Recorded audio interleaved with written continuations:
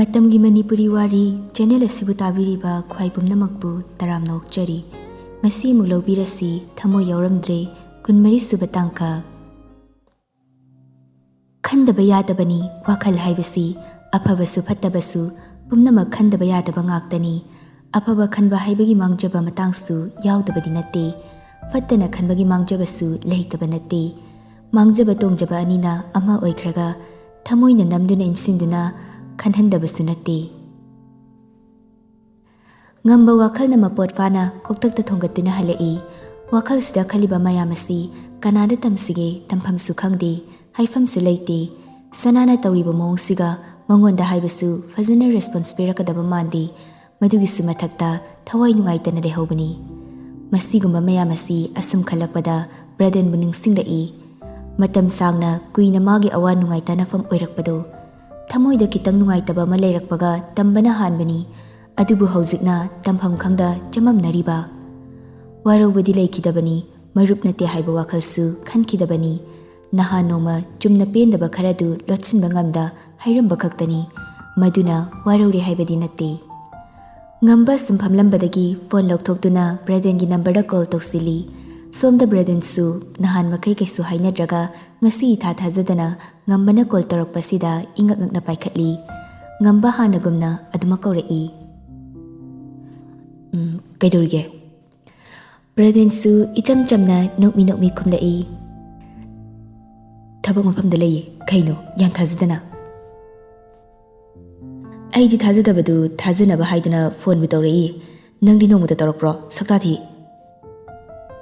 saugan basomse saukidrana khalini ne isu nangna khalingai da aina hana tawrabani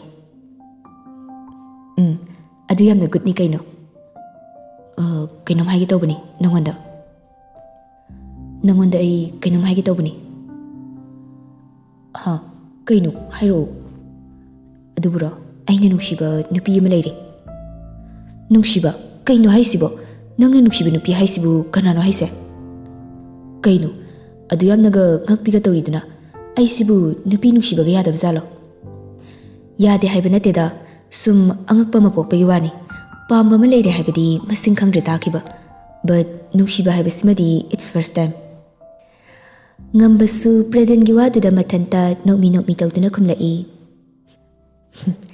first time ngaktani aina hujik tawriba mamse ada aigisu first lap amdi thengnari khangi sintha haibadu natra braden du ngambana adumaini hek hairakpa duda ingangakna hanglai nangdi kamai khangiba nangibu aina khangdaba leibro loina khangbajani ado nangidubu masana yarabo kamai tobunu ha yadrida aina da pungawda ngawbagi mawang mawina tawri hujikanse oh adudi condition ni manarine ado nangidubu kanano sanani kaino aibu nangonda magi wari tawkhradanya madi pambane haidana haigidayne karam kandagi amu nungshibida onthakriba khanghodreisu gyan tarakpada nanthalerami madi yarabo yage tawrabanida aingondabu kai watana yaroidino yadawgi tharak yalaga leirabani is phanadi kuirabani heibo ngambasino i braden na tapna serious khajik oiduna hairi nang aingona saugunu ko aisu khara fagadra haidana tawrubani adubu aina tawruribasina nangna lana khankibadudi ai nungaite kaino he serious ko shile ai kem khande ko nahanaina khra ngangena nang adumaina khaliro nateda misunderstanding leitana ba haibani yarese ibani na ngamnaba loina soft tawgadabani moina ngambana ma ibani na ngambana ma yengnagadabani aikoina ngamba mongda tawba taredana ngaiko aduga lari ai ngasai function ama yawba chale orphan home amada aduda sinthada thengnare mabung ama leibeduga madi home duda kamaina home dugi mapududa aina hangbada machasing hairi makhoi khungang adomdara nateda som imphal manungdani madi kamaina adune aisu khangde aduga aigi sanada masu adugi orphan home dudaini haidana hai aisu ngasi to khangi khangreda ko kangawi da tawrise Nangda nate ai su ngauri. Ngauna nungsiba masu kanna fawga lei hauzikan. Irangi level yam wanga mena nupa se. Yadrene he natau se khara khatle haitai. As tugat chahe bo. Nupi yaudana ithanta sum khachabanida. Wathi se aroi bide hengalambai wani. Ado nahan gi dudi kamai tokrage. Nahan gi haidi noi sai hogi lam gi dura. Hoini. I don't take seriously about it. If you want, then you can take it. Madugidamaktadi, I don't take seriously about it. If you want, then you can take it. That's nonsense, man. If I approve, then it's okay. CEO oikibadagi power se. Ado, ay lawrida. Family ani se phazana amta taishinanaba ibani na honaram se. Sure. Adudi ay meeting ama yawgadaba lay thamagi kona mu faunarase. Okay then. Function yauraba matung ngamba change khara tawri khara nate yamna tawri sanada jagat wangang bus tawkidri maru oiba khak natana atopa magi personal feeling puthoktuna ngangbadu tawkidri. Office tani ngambagi sign ama lawnaba sana file ama paiduna ngambagi kada changlai table du da file du thamlaga sanana ngambagi nakande leptuna sign tawba ngairi ngambadu hana fawi yenglakte file du munna yengduna lei tawriba ngambagi matawduda sanadu wakalda khali. Karino masi misiba thasi thano hobra khangdine jabing ngambadagi tuminong lekre limba sakraba kinum tawri. Loiraba natrusina. Ngambana fatnon khatuna hanglakpa duda sanadu mana nungda khanba wakaldu amaduna ukrabagumna ipa pakana khumlai. Hoi sir, loiri. Kaidore, ipa pakaliduna. Kaistode sir.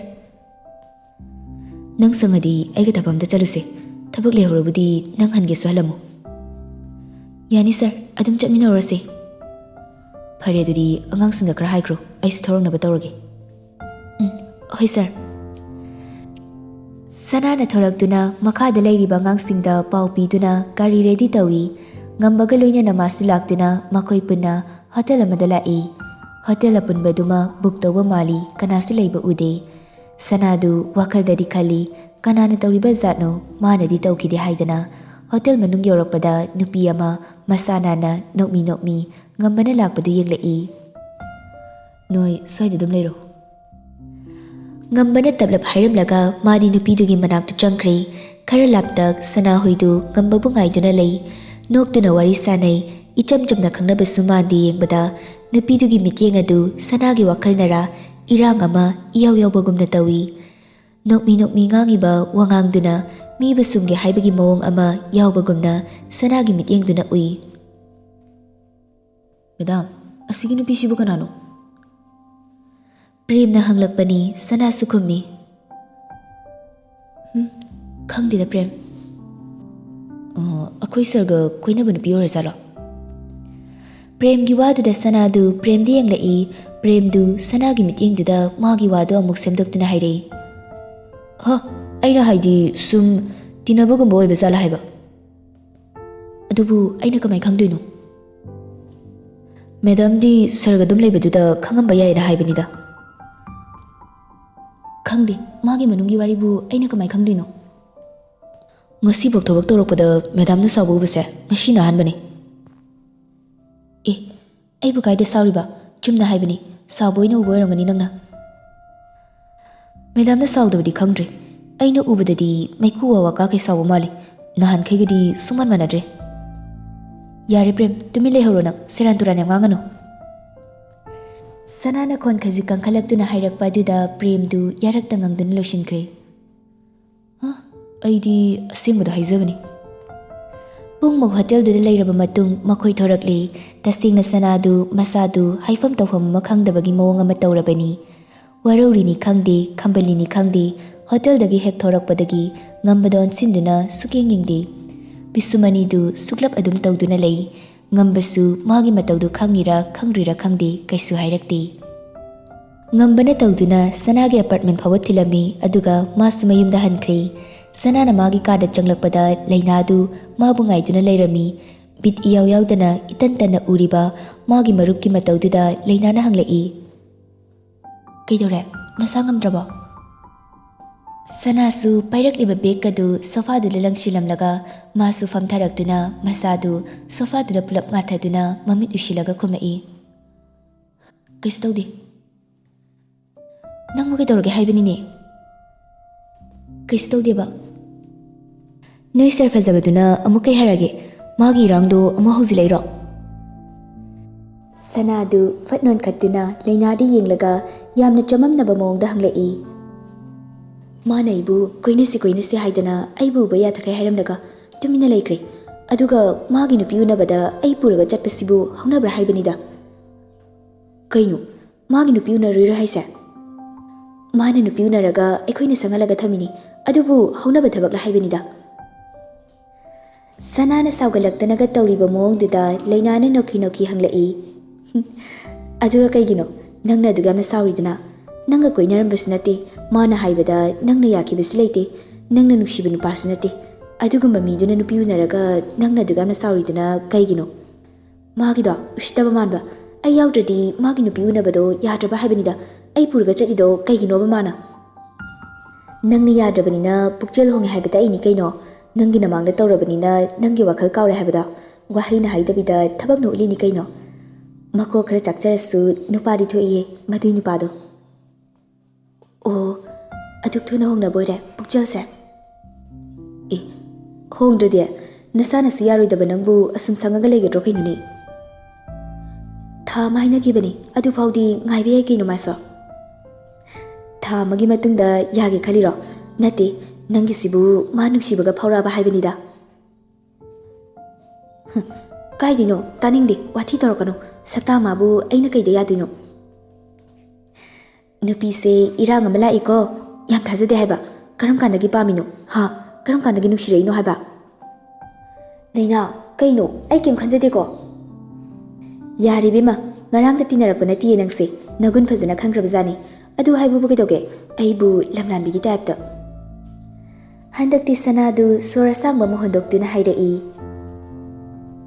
khangde leina ai handakti wakhal yamna khale mana ingonda kemta hairaktabase kaigino khangde isa se khoirang khoisauna ba phawbum tawi nahan kai sum hairamlaga lepkibaduda tawriradi khangde level se thi wangle ramena Kupangna tapna thaduna laknarakpa aduda sanadu nanthaduna ikaiba khangi leinana hairai nahan khaidi aina nangna status yamna khenai khanbaduda haibidabagi wani ngambabu kaida watke masak haira mapa leitage phajai mahai haira haibiyaba khangbiyaba dum khang hairi maral haira suron phabu chabada loigadaba nati adugumba nupa amana propose tawbada accept tawba ngamdriba nangi thamoiduni aina ngaise Nupabu hekta thajaba yabagi maungda Nangdi khangdoknabasu nongma to hanade thajaba yadabado magun khangdoklaga thajaba yade habdo khanggadabani nangdi kem khangdringaida nangna han hekta lepthoi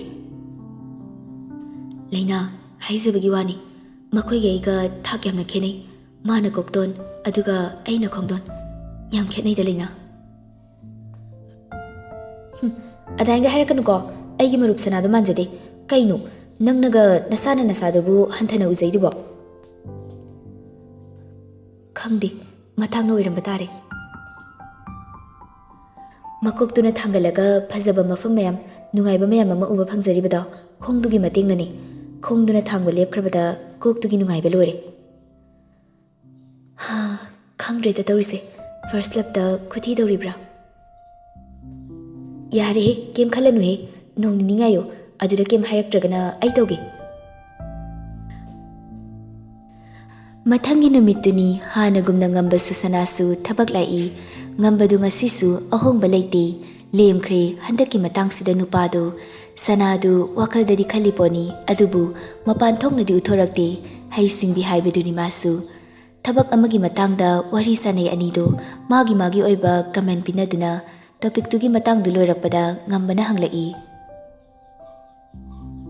Handaki ingonda ipana piba project tuki matangda nangwana kemta hairaktra Kanano sir Kanano ini ikoi ipana Sir, ꯑꯩꯉꯣꯟꯗꯗꯤ ꯀꯩꯁꯨ ꯊꯣꯏꯗꯣꯛꯄ ꯍꯥꯏꯔꯛꯄ ꯂꯩꯇꯤꯌꯦ. ꯉꯝꯕ ꯃꯉꯛꯇꯨ ꯅꯣꯝꯃꯤ ꯇꯞꯅ ꯁꯅꯥꯗꯨ ꯉꯝꯕꯒꯤ ꯃꯇꯧꯗꯨ ꯌꯦꯡꯗꯨꯅ ꯋꯥꯈꯜꯗ ꯈꯜꯂꯤ. ꯃꯥꯅꯁꯨ ꯌꯥꯝꯅ ꯍꯣꯡꯉꯤꯁꯤꯕꯨ ꯀꯔꯤꯅꯅꯣ? ꯁꯨꯡꯌꯦꯡ ꯌꯦꯡꯉꯛꯇꯦꯃꯤ. ꯁꯔ. ꯃꯈꯣꯜ ꯊꯣꯛꯅ ꯑꯃꯨꯛ ꯀꯧꯏ. ꯉꯝꯕꯁꯨ ꯀꯔꯤꯅꯣꯃ ꯌꯦꯡꯅ ꯌꯦꯡꯅ ꯈꯨꯝꯂꯛꯏ. ꯍꯥꯏꯌꯨ. ꯍꯟꯗꯛ ꯁꯔꯁꯦ ꯑꯩꯉꯣꯟꯗ ꯅꯨꯡꯉꯥꯏꯇꯕ ꯂꯩꯕ꯭ꯔꯣ? ꯁꯥꯎꯅꯤꯡꯕꯒ ꯂꯩꯕ꯭ꯔꯣ? ꯄꯥꯏꯔꯝꯕ ꯆꯦꯗꯨ ꯇꯞꯅ ꯇꯦꯕꯜꯗ ꯊꯥꯗꯩ ꯑꯗꯨꯒ ꯃꯤꯠꯌꯦꯡꯗꯤ ꯍꯣꯡꯗꯕꯤ ꯍꯪꯂꯛꯏ. ꯀꯩꯗꯧꯔꯒꯦ?